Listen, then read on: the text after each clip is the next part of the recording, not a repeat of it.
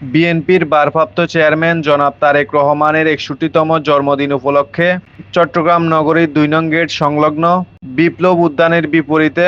মসজিদে ২১ নভেম্বর ২০২৫ শুক্রবার বাদ আসর Diploma Engineers Association of Bangladesh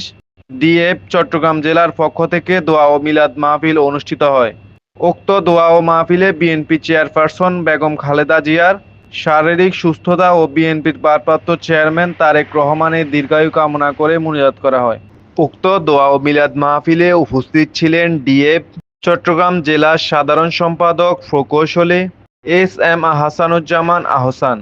DF Chittagong জেলার সহসভাপতি প্রকৌশলী আফতাবউদ্দিন, প্রকৌশলী গিয়াসউদ্দিন,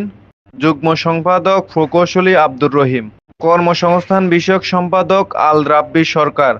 সাংগঠনিক সম্পাদক প্রকৌশলী রুবেল আহমেদ, সমাজ কল্যাণ বিষয়ক সম্পাদক প্রকৌশলী সাকিব সারোয়ার, ডিএফ পিডিপি শাখার প্রকৌশলী সোহরাব হোসেন, প্রকৌশলী সাজিদ, প্রকৌশলী ফরহাদ, প্রকৌশলী ভুট্টো,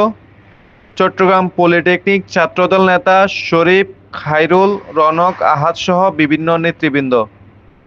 কফিল তালুকদার, এমআরকে টিভি, চট্টগ্রাম।